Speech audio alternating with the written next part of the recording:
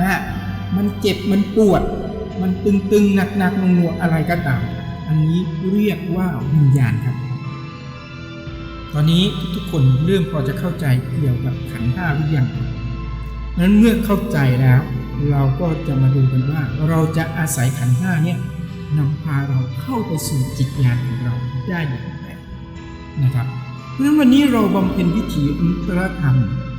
จุดที่เราจะเข้าไปสู่จิตเดิมของเรามันก็มีจุดเดียวเท่านั้นก็คือ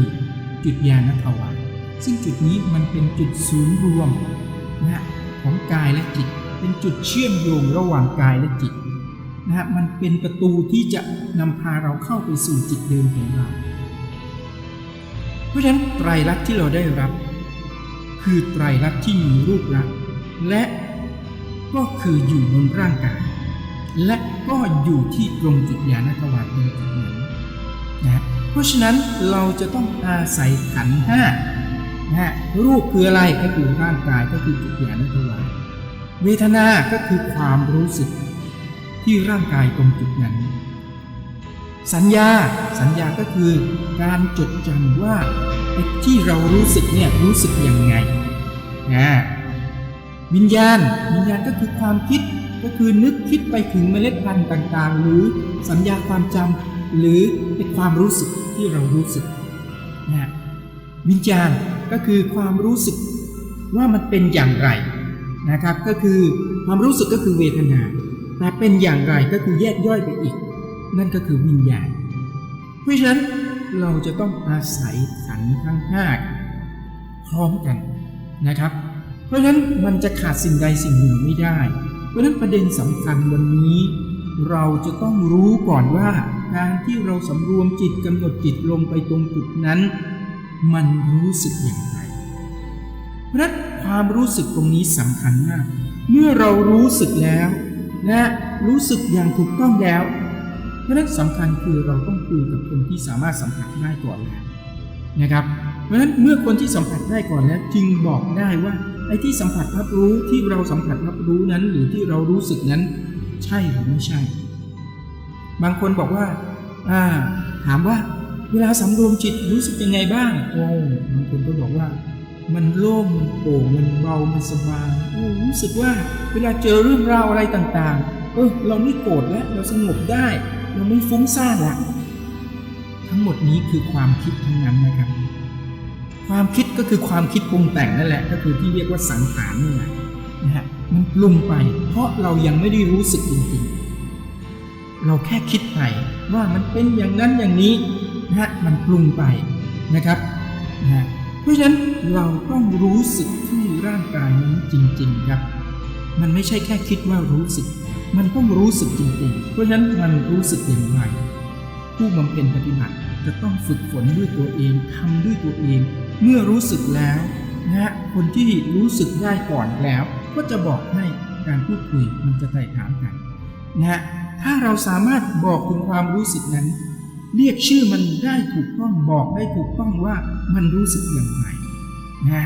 คนที่รู้ก่อนแล้วก็จะยืนยันบอกว่าไอ้สิ่งที่เรารู้สึกนั่นแหละถูกต้องแล้วเมื่อรู้สึกถูกต้องแล้วนั่นก็คือเราก็จดจำมันไว้นั่นก็คือสัญญาเมื่อเรารู้แล้วว่ามันต้องรู้สึกอย่างนี้นะครับมันจดจำไว้แล้วเพราะฉะนั้นเราจะทำยังไง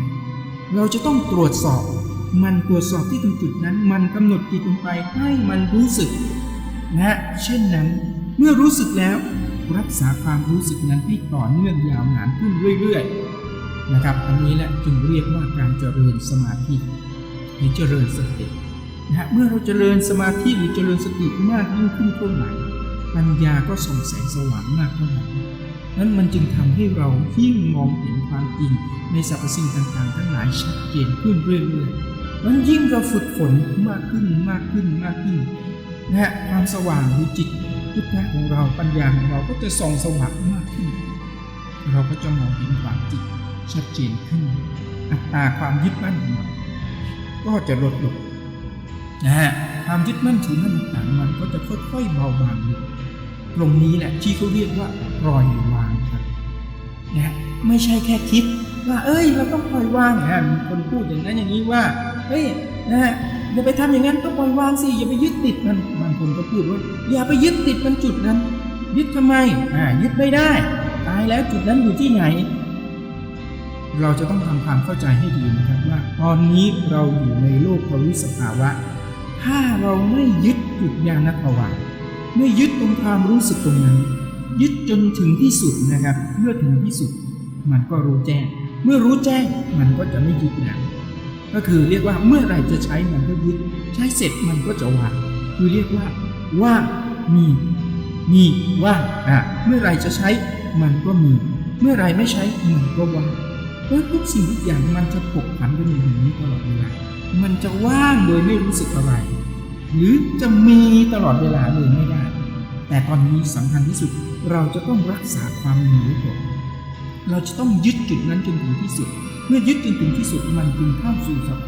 สภาวะที่เรียกว่าความว่างแท้แยกเป็นหนึ่งที่นักธรรมวิโสมักจะพูดว่าว่างไม่ว่างมีไม่มีไม่มีว่างไม่ว่างแล้วเราจะเข้าใจคำว่าประโยชน์นี้ครับเพราะฉะนั้น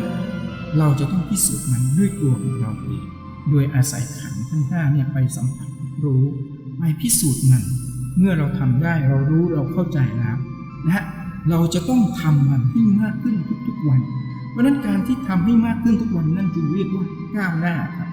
เพราะนั้นการบำเพ็ญธรรมเราจะต้องก้าวหน้าไม่ถดถอยมันเหมือนเราขึ้นบันไดเราก็ต้องขึ้นไปเรื่อยๆครับ1 2 3 4 5 6 7ไปเรื่อยๆครับเหมือนเราขับรถเราก็เดินไปข้างหน้ามุ่งไปข้างหน้าตลอดเวลามันไม่มีหรอกครับขึ้นบันไดขึ้นไป5ขั้นลง3ขั้นขึ้น2ขั้นลง6ขั้นอะไรอย่างเงี้ยมันจะต้องขึ้นไปเรื่อยๆครับนั่นจึงเรียกว่าก้าวหน้าแต่ในความเป็นจริงมันเป็นอย่างนั้นเพราะฉะนั้นเราก็จะต้องเร่งรีบครับเร่งนำพาเราเนี่ยให้เข้าสู่จิตพุทธะรักษาภาวะนี้รักษาสมาธิสติปัญญาตรงนี้ให้มากยิ่งขึ้นเรื่อยๆครับนั้นทุกวันเราจะต้องทำมันให้มากขึ้น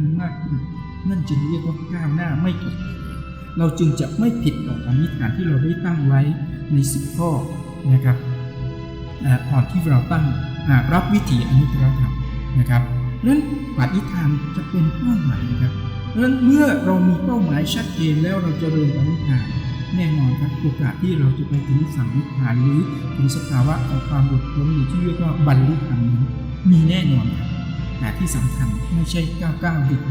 99อะไรอย่างนี้นะครับเพราะฉะนั้นเราจะต้องอาศัยกลุ่มในการรวมพลังในการตอกย้ำนะครับเพราะฉะนั้นผู้ที่มองเป็นเหมือนกันเราก็จะช่วยตอกย้ำช่วยกันประคับประคอง